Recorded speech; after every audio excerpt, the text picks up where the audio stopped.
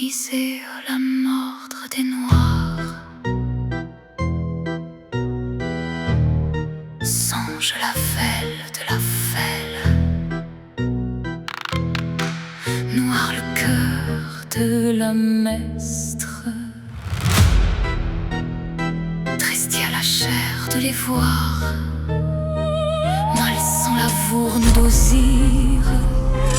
Christia fera la fin.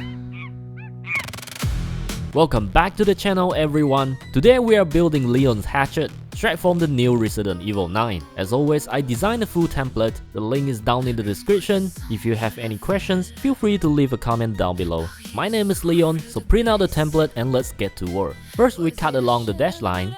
Then we connect the pieces together. Use some tabs to secure the joint. Now you have a full paper pattern. Next up, what I always like to do, I stick the pattern onto cardstock. This makes the template super durable, tougher than the card Leon just parried. It makes tracing on foam much easier. After that, we just have to cut it out. Please note that there are few templates here. The full reference, base A and B, and also the handle part.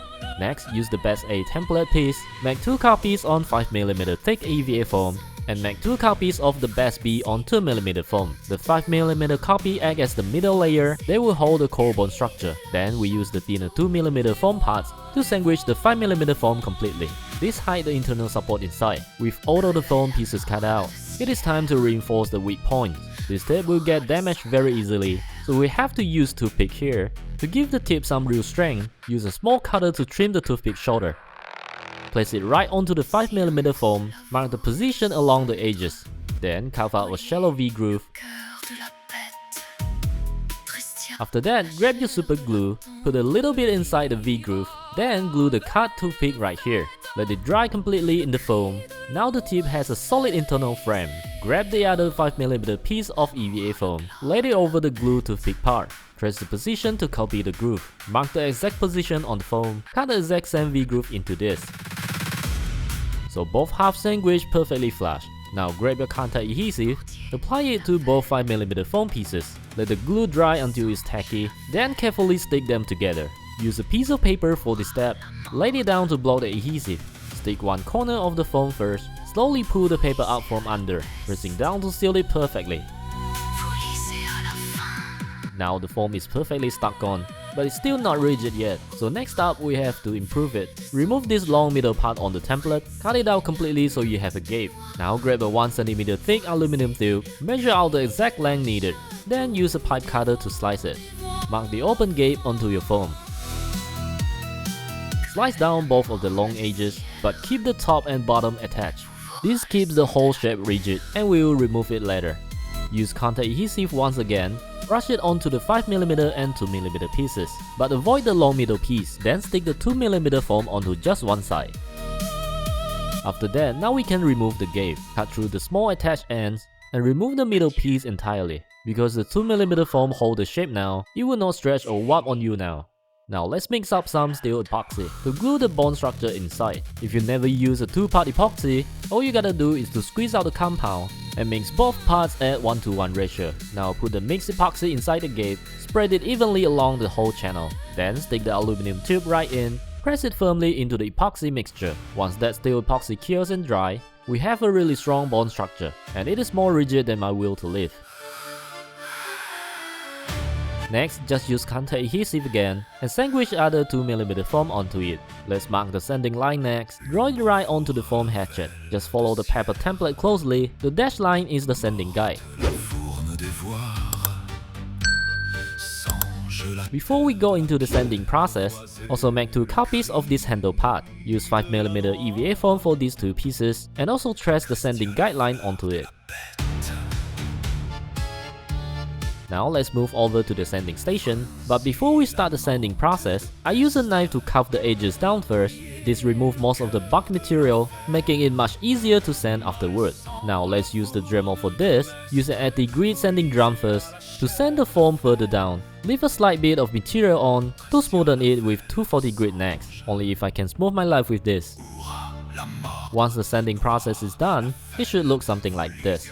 Notice how the layers blend well. It is the main reason why we use counter adhesive. Time to sandwich the handle part. Grab those two 5mm foam pieces, cut them in counter adhesive. Stick one piece on each side. Now it looks very much like a hatchet in game, but we are still lacking of a few details here. We will start from adding the screw into the screw hole. I use an 8mm metal punch, create the screw head on 3mm foam. It looks much cleaner than using a knife.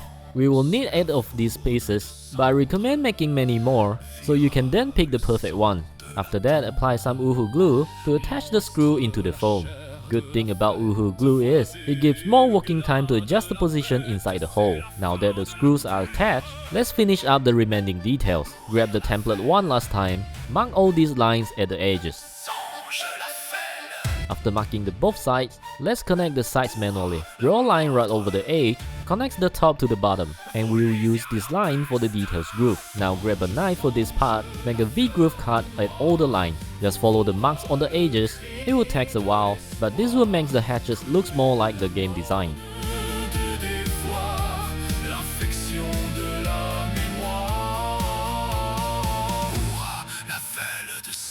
After all the carving is done, I use super glue to seal the cut, because we are heating the foam later on, and I want to avoid them opening.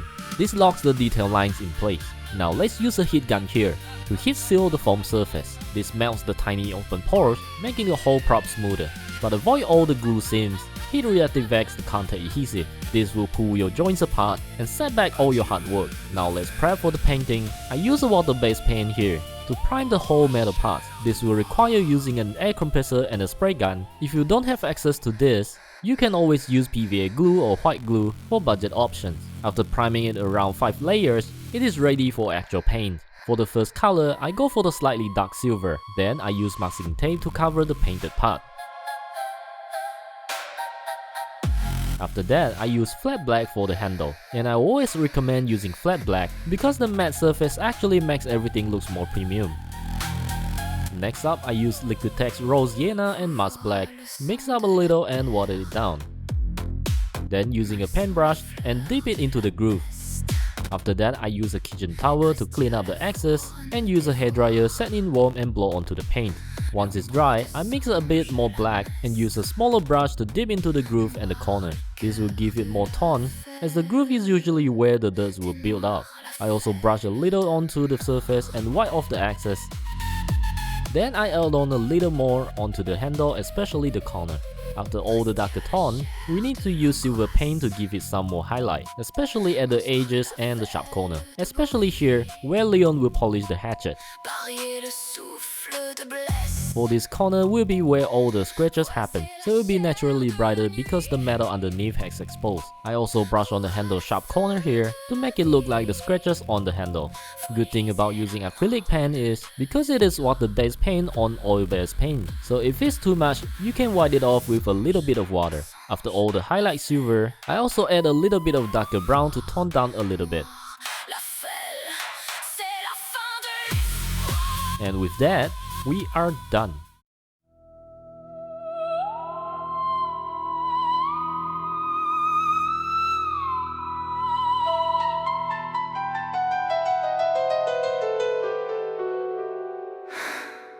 Vous lisez la mordre des noirs.